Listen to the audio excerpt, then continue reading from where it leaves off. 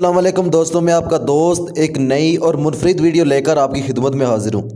جن بھائیوں دوستوں نے ابھی تک ہمارا چینل سبسکرائب نہیں کیا تو اس چینل کو سبسکرائب کر لیں اور بیل آئیکن کو بھی دبا دیں، اور پلیز اس ویڈیو کو لائک اور شیئر ضرور کریں، اس سے ہمیں حوصلہ افزائی ہوتی ہے۔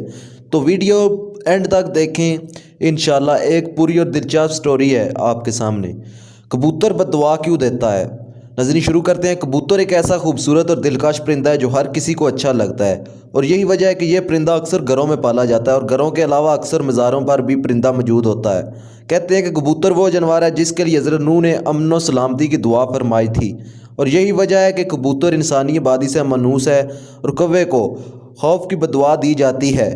یہی وجہ ہے کہ کوا انسانی آبادی سے ہراساں رہتا ہے، اسی وجہ سے لوگ آج تک اسے منحوس سمجھتے ہیں۔ آج ہم آپ کو یہ بتانے جا رہے ہیں کہ گھر میں کبوتر پالنا کیسا، اور یہ کہ کبوتر بد دعا کب دیتا ہے۔ کبوتر پالنے کے بارے میں یہ بات کرنے سے پہلے آپ کے لیے کبوتر کی ایک پرانی کہانی پیش ہے۔ تفسیر میں ہے کہ حضرت نوح نے جب کشتی کو جودی پہاڑ پر ٹھہرایا تو آپ نے کشتی کا وہ حصہ کھولا جہاں پرندے رہتے تھے، تو آپ نے کوے سے فرمایا زمین کو دیکھ کے اس پر کتنا پانی ہے یا کتنا شہر غرق ہو چکا ہے۔ کوے کو ایک مردار جانور ملا، وہ اسی کو کھانے میں مست ہو گیا، واپس نہ آیا۔ اسی سے عرب کی ایک کہانی مشہور ہے، فلاں تو کوے سے بھی زیادہ دیر لگتا ہے۔ چنانچہ حضرت نوح کو خشک اور سخت زمین کی ضرورت تھی، اسی لیے اس کے دیر کرنے پر کبوتر کو بھیج دیا۔ اسے زمین کا کوئی خطہ بھی نظر نہ آیا، اسی لیے زیتون کا پتا لے کر حاضر ہو گیا۔ اس سے حضرت نوح نے اندازہ لگایا کہ پانی کم ہے، جس سے درخت زہر ہو گئے ہیں لیکن زیر آب ہیں۔ چند دن ٹھہر کر پھر اسی کبوتر کو بھیجا تو زمین کے کیچڑ میں اسی کے پاؤں پھر گئے۔ واپس آیا تو حضرت نوح نے اسے دیکھ کر اندازہ لگایا کہ اب پانی زمین میں جذب ہو گیا ہے، لیکن زمین خشک نہیں ہوئی۔ حضرت نوح کبوتر کی اس کارروائی پر بہت خوش ہوئے اور اس کے گلے میں سبز توق پہنایا۔ آج وہی توق کبوتر کی اس خوشبختی کی خبر دیتا ہے، اور ساتھ ہی حضرت نوح نے کبوتر کے لیے امن و سلامتی کی دعا فرمائی۔ یہی وجہ ہے کہ کبوتر انسانی آبادی سے مانوس ہے اور کوے کو خوف کی بددعا دی۔ یہ وجہ ہے کہ کوا انسانی آبادی سے ہراساں رہتا ہے، اسی وجہ سے لوگ آج تک اسے منحوس سمجھتے ہیں۔ تفسیر البیان۔ یہ تو کبوتر کی کہانی تھی کہ ایک ایسے کبوتر نے حضرت نوح کی بات مانی اور ان کے لیے خبر لانے کا کام کیا۔ فقہ کے نزدیک گھروں میں شوقیہ پرندے رکھنا اور پالنا جائز و مباح ہے، شرطے کہ ان کی غذا اور سردی گرمی اور بارش سے حفاظت کا انتظام کیا جائے، اور جب اہل خانہ کہیں باہر جائیں تو ان کی غذا اور دیکھ بھال کا مناسب نظم کر کے جائیں۔ سیدنا انس کے چھوٹے بھائی نے ایک پرندہ پا رکھا تھا۔ جب رسول صلی اللہ علیہ وسلم ان کے ہاں تشریف لاتے تو اس سے کہتے کہ اے ابو عمر، پرندے نے کیا کیا؟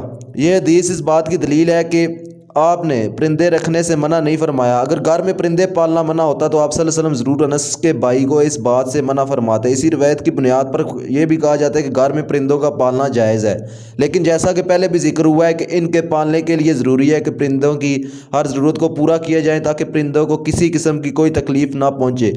چنانچہ کبوتر بھی ایک پرندہ ہی ہے، اسی لیے کبوتر کا گھر میں پالنا درست ہے۔ یاد رہے کہ پرندوں کو ستانے کے بارے میں ممانعت ہے، جیسا کہ ابو داؤد میں حضرت عبداللہ بن مسعود کی روایت کردہ ایک حدیث میں کبوتر کا ذکر ہے، جس میں کبوتر اللہ کے رسول صلی اللہ علیہ وسلم کے سر مبارک پر منڈلا رہا تھا اور اپنی زبان میں شکایت کر رہا تھا کہ کسی نے اس کے گھونسلے سے انڈے اٹھا لیے ہیں، اور حضور صلی اللہ علیہ وسلم نے صحابہ میں اعلان کیا، اور ایک صحابی نے انڈے اٹھانا قبول کیا تو انہیں حکم دیا کہ وہ گھونسلے میں انڈے واپس رکھ دے۔ تو اس روایت سے معلوم ہوا کہ پرندوں کو ستانا ناجائز ہے، اور پرندوں کو ستانے سے اسی لیے روکا گیا ہے کہ پرندے کی بددعا لگنے کا احتمال ہے، اور چونکہ کبوتر بھی ان پرندوں میں شامل ہے جو کہ انبیاء کا پسندیدہ ہے، اس لیے اگر کبوتر کو ستایا جائے گا تو کبوتر بھی بددعا دے سکتا ہے، لہٰذا کبوتر کو ستانے سے اجتناب کرنا چاہیے۔ کبوتر کے حوالے سے آپ کو بتاتے ہیں کہ اسلامی تعلیمات اس کے بارے میں کیا کہتی ہے۔ حدیث میں ہے کہ گھریلو کبوتر خدا کو بہت یاد کرتے ہیں، اہل بیت کو دوست رکھتے ہیں اور صاحب خانہ کو دعا دیتے ہیں کہ اللہ تمہیں برکت دے۔ کسی شخص نے رسول صلی اللہ علیہ وسلم سے تنہائی کی شکایت کی تو حضرت نے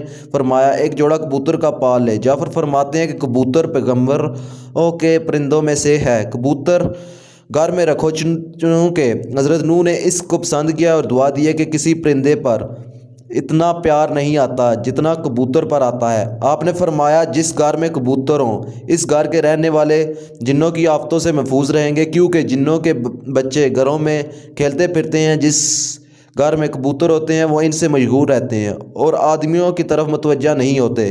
اسی طرح ایک روایت میں آتا ہے کہ کبوتر کا جو پڑ جڑتا ہے وہ شیاطین کی نفرت اور بھاگنے کا سبب ہوتا ہے۔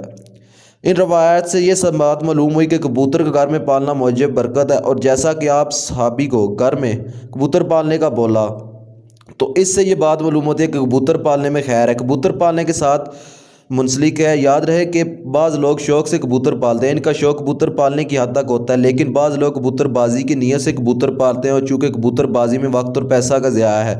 یاد رہے کہ کبوتر پالنا ایک مہنگا اور محنت طلب شوق ہے۔ کبوتر بازی کے مقابلے اگر سخت گرمی میں ہوتے ہیں، مگر ان کی تیاری سارا سال جاری رہتی ہے۔ شوقین افراد ایک ایک کبوتر پر لاکھوں روپے خرچ کرتے ہیں۔ اعلیٰ نسل کے ان کبوتروں کو خاص طریقے سے تربیت دی جاتی ہے، اور یہ مقابلے صوبائی اور قومی سطح پر ہوتے ہیں۔ شوقین افراد آبادی میں جگہ جگہ پنجرے لگا کر اپنے وقت کا کافی حصہ ان پالتو پرندوں پر صرف کرتے ہیں۔ اسی لیے کبوتر بازی کے بارے میں اگر فقہ سے پوچھا جائے تو اس کو درست نہیں فرماتے، کیونکہ اس میں مال وقت بہت ضائع ہوتا ہے جو کہ فضول خرچی ہے، فضول خرچی میں آتا ہے۔ اسی لیے ہمیں ایسے کاموں سے بچنے کی کوشش کرنی چاہیے۔ جزاک اللہ، شکریہ دوستو۔ اگر ویڈیو آپ کو آج کی اچھی لگی اور ویڈیو کو لائک کریں، دوسرے دوستوں کے ساتھ بھی شیئر کریں، اور جن بھائیوں دوستوں نے ابھی تک ہمارا چینل سبسکرائب نہیں کیا، ریڈ بٹن کو دبا کر چینل سبسکرائب کر دیں اور بیل آئیکن کو بھی دبا دیں۔ ملتے ہیں نیکسٹ ویڈیو میں، اللہ حافظ۔